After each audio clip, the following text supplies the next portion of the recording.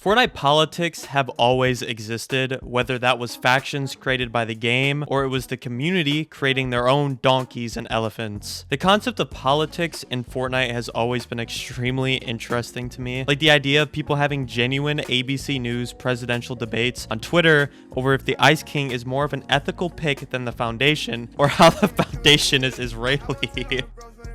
If you want to know my party of choice, it's Team Ice King, Shadow, and IO all the way. I even got a I voted sticker for it. I really wanted to explore the times that we did have politics in Fortnite. And yes, I will cover the sweats and casuals era. Don't worry, that's in the textbooks. So let's travel back to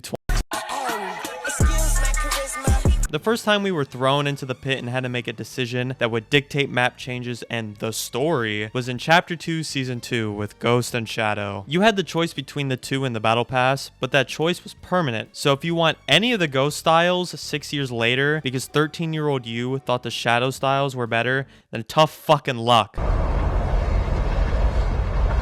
These choices did have power over the game though. Throughout the season, with the group you selected with each skin did add a vote. And what did that vote do? Just change the boss's skin to said faction and the guards. But it was all a ruse, a distraction from the real evil that was in the background. Midas was building a machine that would break the loop and break the storm on the Fortnite island. This is sounding familiar. This Shadow and Ghost stuff was no fucking joke. There were people that would put their life on the line for these factions. No clue what was in the air in 2020, but whatever it was, had people passionate about their Ghost and Shadow war. I would have killed to be on Twitter at the time of Chapter 2 Season 2 rather than drooling to Rifty all day.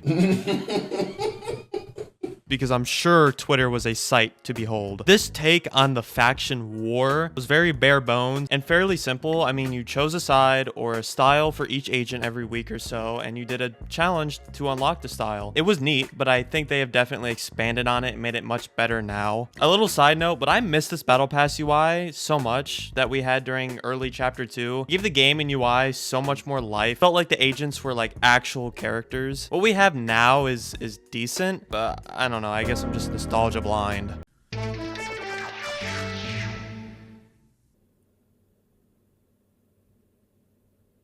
I think it's important to talk about the IO versus Last Reality plot from Chapter 2. Even though there really wasn't any player interaction like before, I think the community engagement around this was super fun. You had people who would look at you straight in the face and say that they were in support of the Last Reality. And yeah, their designs and giant fucking UFO in the sky was cool. IO just had better weapons, a more sleek design, and they made the game good when they were in control. I enjoyed their dictatorship, but like all dictatorships, they fall. That's what Season 8 was. And honestly, it's okay because that was a really good season. Shout out Last Reality on that. I loved the gameplay trailer for that season. So much fucking aura in this shot, bro. The music and the speech that Sloan gave was just so fucking cool, bro. Oh my God.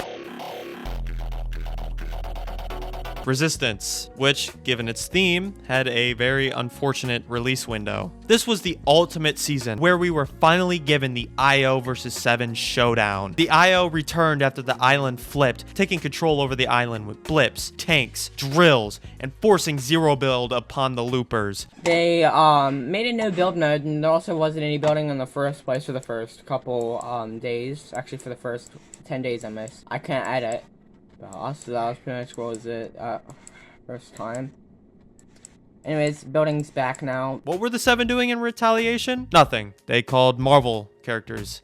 As usual, fucking dorks. The season had a territory-esque thing going on with the 7 surrounding the outer sides of the map and the IO having more control on the inside parts. There was this help the 7 reclaim mechanic for POIs around the map, but what if I didn't want to help those damn chuds? This season was such a blur to me as well as the whole gimmick that I had going on. Honestly, don't even think people were taking the faction side of things as serious as they would today or even 2 years prior. I think that was because no matter what, the story was going to end up the same way anyways. There was some false idea that you could not be part of Team 7. You know, we were being tied down and forced to help 7 make the game boring. I mean, look at the season we got after the 7 won.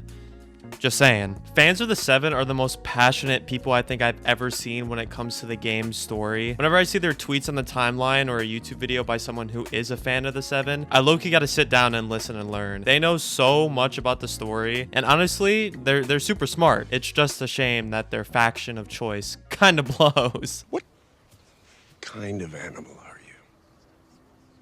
This was the year that the Fortnite political landscape changed for the worse. This was the wrecked era, an era where you were either under the casual or sweat umbrella. There was no in between. Like I mentioned before, the community made their own donkeys and elephants with this. This time period is so insane to look back at. The idea that the community exploded and was a genuine battlefield, especially on Twitter, a place that is already a cesspool of horrible takes, got turned up to 1,000. The fact that all of this playground back and forth was happening because the way overtuned cars and Nitro Fist got nerfed because of justified complaints from people who actually play the game and don't just slap their bellies while playing bot lobbies. The extremes of the arguments died down as the season continued, and I think when Reload released, that helped it as well. Reload turning into a place that players can go to as an alternative if they weren't feeling like getting fisted. One of my favorite things to come out of all of this was that weird collaboration between Clix and some of the nicher Fortnite creators, and my god, is this video hilarious.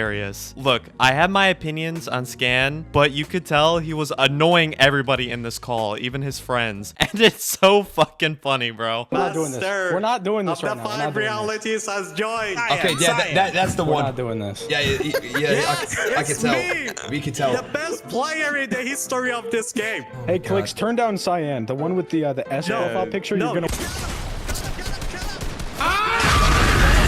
It was such a strange event that happened, and I think the idea was cool to have smaller creators make stuff with the titans of Fortnite at the time, but nobody really gained anything from it, and low-key ruined the rep of the nerd side of the Fortnite community, and that nerd side being people who covered the Fortnite lore like Clark Clint Gaming, Scan, and whatever Jojo Josiah does now. This, I think, was the lowest the community ever was. I don't think anything since and anything in the future will really match its insanity. The effects of this period still linger in the community. I mean, whenever there's something going on in the game, the first thought that people have is, the Sweats are gonna hate this, or I can't wait for Sweats to ruin this. The game doesn't even listen to Sweats anymore. And even then, the term sweat is such a broad and loose term now. Like, sweat to one person could mean an actual pro, and for someone else it can mean someone that knows how to throw a porta bunker. So it makes it hard to take any of those takes or tweets serious. If you want a really good deep dive into everything that happened during Wrecked, I would recommend these two videos, assuming you're watching this and haven't already seen these two, because these are quite popular within the Fortnite commentary niche. But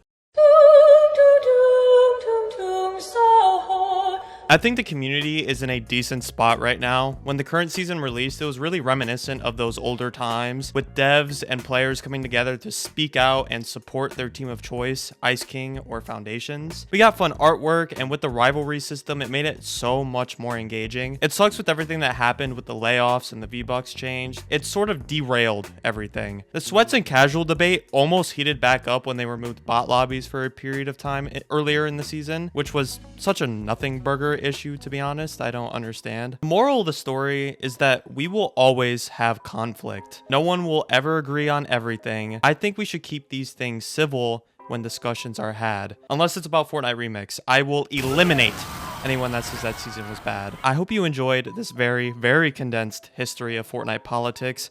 If it does well, I'll do a very more in-depth, meaty video about it. But anyways, hope you enjoyed, and bye-bye.